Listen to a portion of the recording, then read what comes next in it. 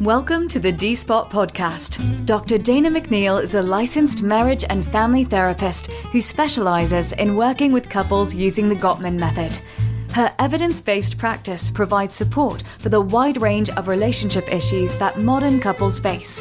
By using her open, affirming, and outside-of-the-box thinking, Dr. Dana is able to approach her work with couples by bringing both insights and tools that reflect the realities of today's complicated relationships. Dr. Dana features guests on her podcast that include a unique array of celebrities, CEOs, influencers, and everyday folks who are all working on navigating new conversations about how society views what goes into a successful relationship. And now, here's your host, Dr. Dana McNeil. Hello, welcome to the D-Spot podcast. I'm your host, Dr. Dana McNeil. This is the podcast about all things relationships and people in them, and someone who is in them, and I'm very interested in getting to know more and to introduce you to, is Mr. Ken Page. He is a licensed clinical social worker. He is a renowned psychotherapist, and he is a leading voice of hope and wisdom for everyone seeking to find and cultivate healthy, lasting love. Ken is the host of an amazing podcast. If you haven't checked it out yet, you definitely need to. It's called the Deeper Dating Podcast. He's also written a book because, Ken has nothing to do with his spare time. He also, this book is called Deeper Dating, How to Drop the Games of Seduction and Discover the Power of Intimacy. And he is the creator of a Deeper Dating Intensive, which I want to know everything about. Ken has been featured in all the important publications, Oprah Magazine, the New York Times, the Wall Street Journal, Cosmopolitan, the Advocate. We could keep on going. Ken is passionate about helping people understand the search for love as one of the greatest spiritual adventures in life. I love that quote. And he is celebrating the inclusion of the LGBTQ community into the banquet of wiser relationship advice. Also a wonderful quote. You are good with words. And Ken lives in Long Beach, New York with his husband, children, and their pets. Hello, Ken. Welcome to the podcast. Dana, thank you so much for inviting me. I'm really glad to be here. I love your work and I'm glad to be a part of this. I have to tell you before we get started, I love your podcast because your voice is so easy to listen to. You've got that old radio voice that is just very engaging, and I was sucked in right away. So good job on that. I'm sure you cultivated that, but you have a lovely, pleasant voice for podcast listening. Thank you. Thank you. I've taught meditation since I was a teenager. And so I've just had a lot of time cultivating that voice. Yeah. So tell us, how did you get into being a therapist, specifically one that seems to be more geared towards relationship therapy? Yeah. Well, I always wanted to be a therapist. I remember being 10 years old on the subway reading a book, So You Want to Be a Psychiatrist. And at that point, I just thought, how juicy to get to know everybody's deepest feelings and stories. How cool is that? And so, yeah, I always wanted to be a therapist or do something along those lines. So I went for that training and loved that. And at the same time, a big theme in my life has been around my struggles with intimacy, my deep loneliness, the walls I have hit in trying to find love and keep love. And, I called myself chronically single. I started a support group for chronically single therapists like myself, which was immensely, immensely helpful. And I have been a student of my struggles, and I'm a teacher too. So I would universalize what I was learning when I learned good things, and found that there was just such a tremendous hunger for and loneliness and such a hunger for deeper intimacy, starting out in the gay men's community, because I used to lead spiritual retreats for gay men. And then it spread to, now I teach to a very universal audience. But I was single for a really, really long time. I did not meet my husband until I was over 50 years old. And at a certain point, I guess I was AIDS had happened, and it was maybe I was in my 40s, and I realized I was knocked down to my knees. Nothing was working. And man, did I try. I overtried.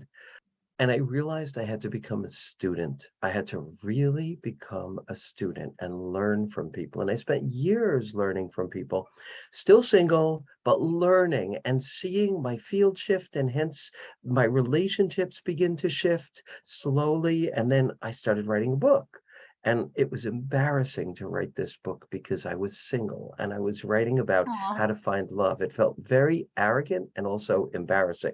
And my editor said to me, maybe you'll be in a relationship by the time you finish. And I was like, well, that's a very sweet thought, but I really doubt it. But in fact, I was, because this process of kind of codifying what I was learning and turning it into a path helped me follow that path. And so I met my husband. Meanwhile, along the way, this kind of journey to intimacy led me to become a father as a single person. I Mm. adopted a baby from Cambodia who is now no baby, 21 years old. That was a deep, rich part of my journey. I met Greg, who had two daughters. We became a blended family. Mm. That was 14 years ago that we began that journey. And I say this all the time. Every day I am humbled by my clay feet when it comes to love. There Aw. is so much to learn, but I'm avid about learning it and I'm avid about teaching it. So many things that you said are so inspirational and so many Mm, questions. So mm.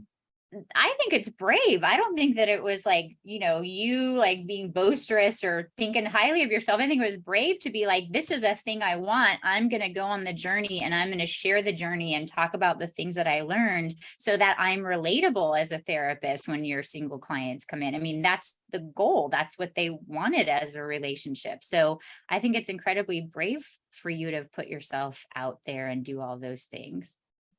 Thank you. And I think that's true. But the piece that was awkward was I was like, I have an answer, but I'm still single. That was the hard part. That was brave though, because I really believed this. And following it without full proof, not that anyone ever has full proof, but that part was brave, I guess, in a way. But Were you talking about that like, say as I do, not as I am? I mean, were you saying like, I don't have all the answers, but here's what I've learned so far to get closer? I mean, always, always, always. But yeah. as this archetype became clearer, that the journey needs to be a shift from outside in, how you have to fix Mm. yourself to find love, to how you have to claim yourself to find love, and then look for people with whom your soul feels safe as you do that. That was a journey I really believed Yeah. in. And I spoke about that with a lot of faith, even though I was still single, although it got clarified as the years went on. So when you have somebody that's listening to this and they're like, preach, Ken, you're speaking my language, and they're wanting to know, how do I claim myself? How do I start that journey? How do I know I haven't claimed myself? What words of wisdom do you have for them? Oh, I got so much to say about that. I talk about that in my podcast and in my intensives, which are like 6-month adventures for a small number of people. I talk about this a lot, but short form, because I just gave a talk and I had to put this into a 15-minute description and I was able to do it. I'll make it even shorter than that. But the concept, if you picture a target and that target is like a map of you, and the Okay. closer you get into the center is the closer you get into your humanity, your vulnerability, the places where you are the most you. And the further out you get, the more protected and defended you are. The journey is to look at what's inside in the center. And there are 3 questions that can help you do that. What are the ways that you have felt too sensitive and too tender for the world? Mm. Those are where your core gifts lie. Mm. What are the ways that you have felt maybe too fierce or powerful or truth-telling for the world? Mm. Those are core gifts.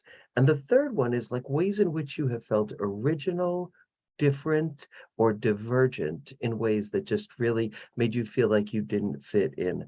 Those are some of the pieces that we need to claim. And we notice this by the things that inspire us the most and hurt us the most. Mm. Normally, when things in our day-to-day life touch us in our relationships, we kind of appreciate it but pass over it.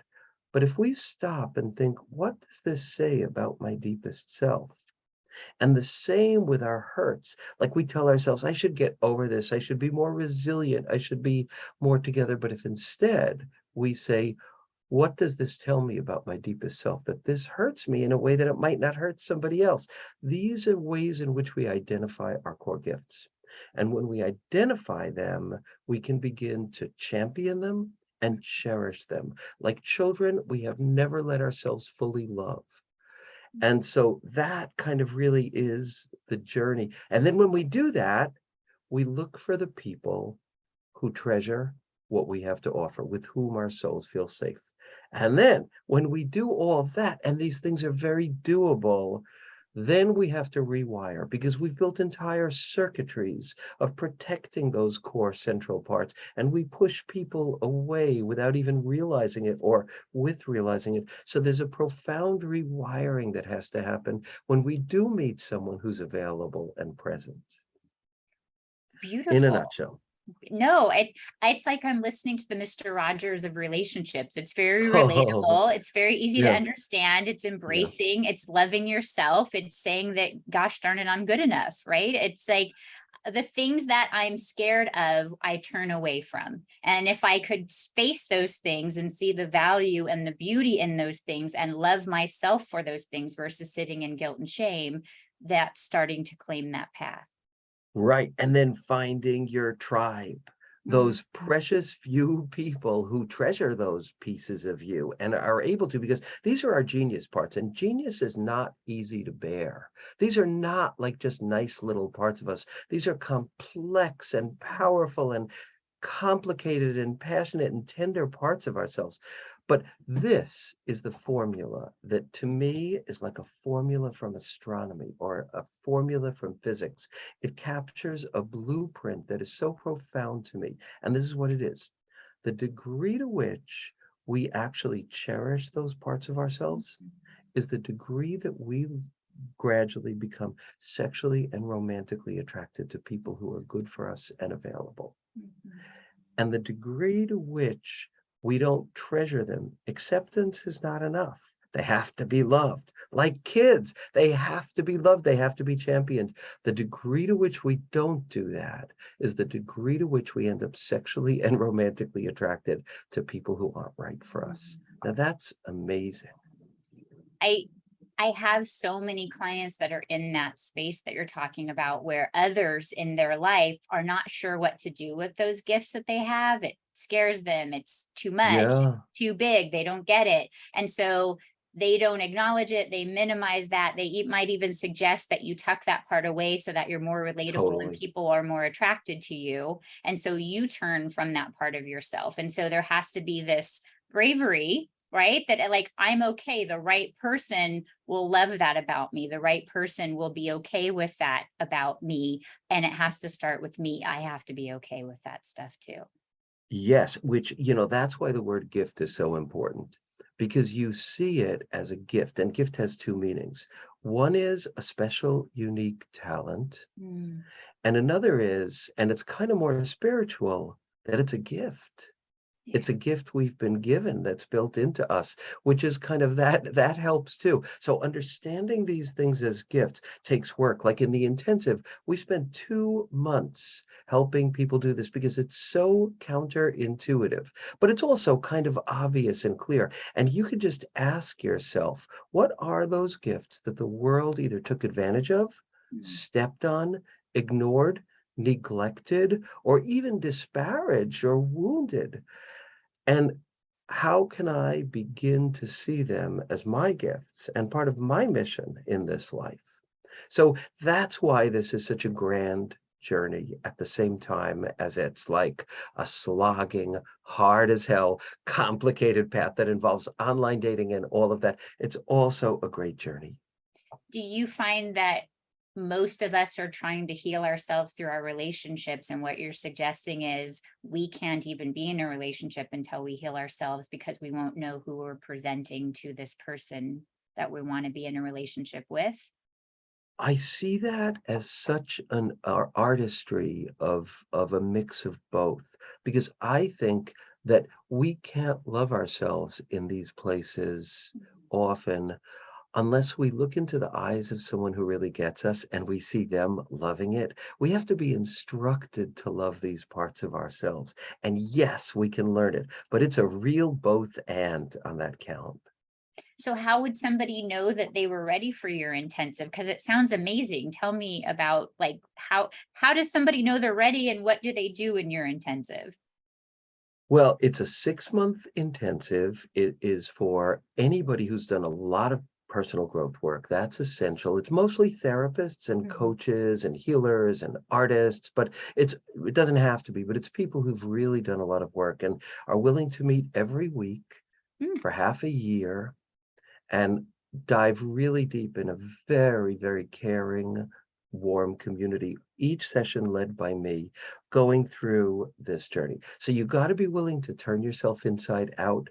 You've got to Mm. be kind of okay to be in a community of support, and it's got to call to you because it's a big commitment. Yeah. And then those people who are interested, they could just go to deeperdatingintensive.com and, look and learn more about it. And if they're interested, people who are really interested can have a 45-minute free session with me to explore their journey and see if this is a match. If it's not a match, what might be a better match for them?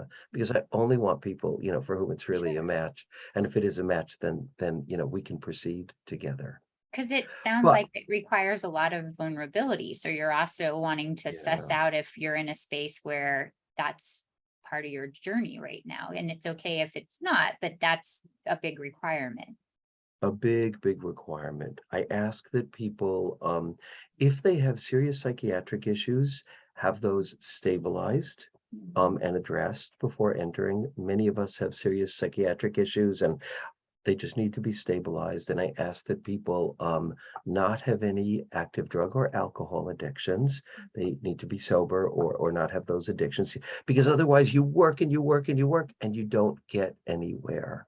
So yeah, those things are kind of really important. And for people that don't feel willing, they've got my podcast, they've got the book, which is like a course in a book. There's an audio course as well. These are other ways that people could do it. People start study groups because the intensive is kind of pricey.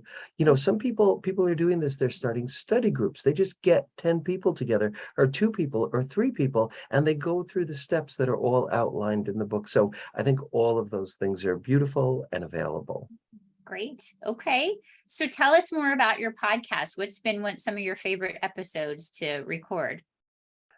I will say that every episode, most of the episodes are me talking about this stuff. And I've also done But with the interviews with great just voice, so that makes with a it great easier to voice. listen Yay. to. But it's always scary. It's always scary. I always sit down in front of the microphone and think, how am I going to do this? Like, what am I going to say? I'm getting better as the years go by, but it's a scary experience. But there's such joy in it. And I found my secret spot of how to do it. Like, Oh, here's what good. it Tell me is. that. I need this Oh, information. it's so helpful to me. I go on my thinking walk with my dog, my thinking walks. I do thinking walks every day. And Okay. I go on a thinking walk and an idea pops up. So then I just take my phone and I talk and talk and talk and talk and talk. And then I transcribe that. And then I sit in front of the camera and I talk it. And then I repair it and fix it. It's probably going to take like another thinking walk. But by the time I'm done with that process, I feel so excited about what I have to share, Hmm. and still scared, but excited by what I have to share. So that's kind of the process I'm trying to do these days.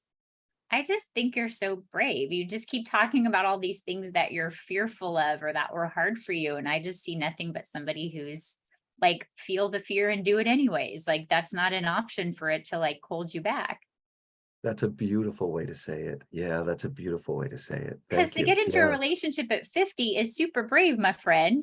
Like, that's a Oh, yeah. lifetime of like, I like my teacups in a certain place and I like to sleep in the middle of the bed. And like that requires some bravery too. It does, and blended families are not an easy thing. And although it's been a wonderful thing, but yeah, I guess it all takes bravery. My mom, who's a Holocaust survivor, says she says it really, really well. She says life is like you enter into a room and there's a giant obstacle there, and every part of you says, I don't want to, but you Mm, have to. and you have to tackle that. Sure. When you tackle it, the back wall of that room opens up and you get to go into the next room. But you don't get to do that till you tackle the thing you're afraid of. I love that. And practice makes it less scary, just because, I mean, I don't know that we ever get Yeah, over some of our fears, but we're familiar as them as being companions on our journey. And so it's not as noticeable. It's just part of the experience. it's so true. I mean, that's kind of something that you do on your podcast. You bring people to the edge of what they're afraid to talk about by asking the questions that interest you the most. So kind of you live on that edge with people in Yeah. this podcast. Yeah, no, I mean, we're so fortunate to get to meet people that have amazing experiences and be these little voyeurs that get to ask them the questions that everybody else is thinking, right? It's true. That's why I became a therapist. Yes. So what, out of all you have so many resources, what do you want us to know are a couple of key things that we should think about in our relationships? My little relationship guru, what should we know? Mhm. Okay. So here's some of the things that I think are the most important. One, recognize your core gifts. Recognize those parts of you that you have kind of pushed aside or been ambivalent about because they were too tender, Mm, too fierce, or too different. mhm, And know that when you start seeing those parts of you as your greatness, you've taken a huge step.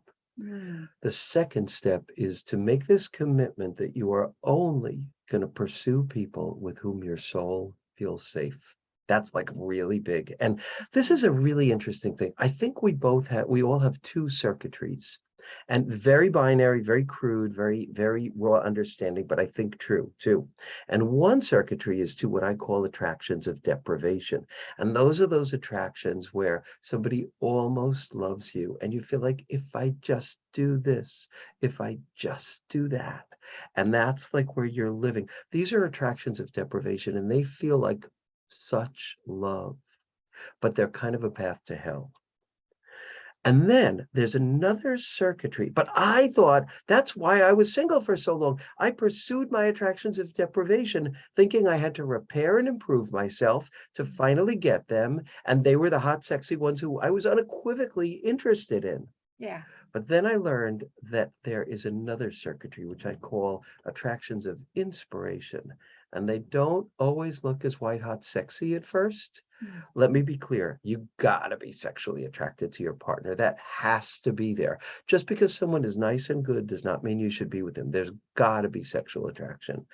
But in an attraction of inspiration, your turn on is mixed with a sense of joy at their generosity, mm, their goodness, their truth telling, and their availability. And that cocktail of those qualities, along with sexy, is where happiness lies. And when we learn those two different circuitries and then like make almost an existential decision in the intensive, we actually do like a whole kind of vow around that to only pursue your attractions of inspiration, your search for love changes.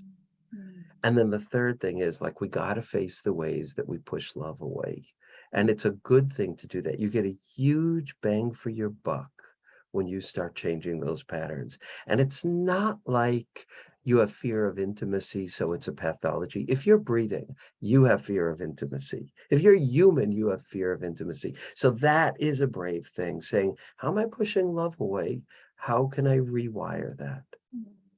I love all that you said. I feel like I've just added like 12 new phrases to my vocabulary for clients as well. Oh, I thank love you. that. I resonate with everything that you're saying, because that is where Oh, so many single people are, right? It's like, if I was yeah. more, if I did more, if I worked harder, if I controlled myself more, then you'd love me more. And what you're saying is it's the complete opposite. It's not about whether or not they accept you, it's that you accept you, and that makes you hot. And so Yes, if that is not reciprocated, you ain't got no time for that. they're not the one. they are not the one. But the problem is dating advice doesn't teach us. I think that's a huge part of the problem is we're not educated to take these steps. So we slam our heads into the wall again and again and Or we again. think we got it sorted. When I think of like being single as you're cooking like a pot of stew and it's not started bubbling yet. It's just kind of at this like nice little roll and you're like, oh, it's under control. And then when you start dating, you take the spoon and pull up all the chunks from the bottom and everything's like bubbling and crazy. Right? Because you always think you got it sorted and your stuff is tight when you're single. And the second you get into a relationship, you're like, oh, I got some stuff to work on. So that's It's why so your true. intensive is incredible, because you will know for sure you got your stuff sorted because you're there with the big spoon pulling it up for them before they're in a relationship. Right. Or if not sorted, this is what I call holding this kind of gift wound mix with cupped hands, like with the sense of treasuring and space. When we can do that with our trauma, with our pain, with our humanity, it begins to self-fix in many cases. But that's a hard thing to do. Yeah. We need practice. But worthy. Yeah, very worthy. This is awesome. I'm so grateful to get to have this opportunity to like know Vice you versa. at this level. And how do people find you? I mean, you're everywhere. They should listen to your podcast. That's an absolute must. How else should they Absolutely. reach Deeper out to dating. you? Well, if they're interested in the intensive, deeperdatingintensive.com. Instagram, I'm doing a lot and I'll be doing more. And that is deeper.dating. Okay. And Ken Page LCSW on Twitter. And you can just Google me and you'll find like, tons and tons of interviews and articles. And a cute website. So go check them out. Okay. Thank So you. thanks everybody for listening. If you're liking this podcast, give us a like, give us some thumbs up. I would love to know if you're listening and enjoying this. Ken, you have been delightful. And I'm so grateful that you gave us some time today. Thank you so much. It's mutual. Thank you. Take good care. Take good care, Dana. This has been the D-Spot Podcast with Dr. Dana McNeil. To learn more about Dr. Dana's practice, simply visit us at www.danamcneil.com.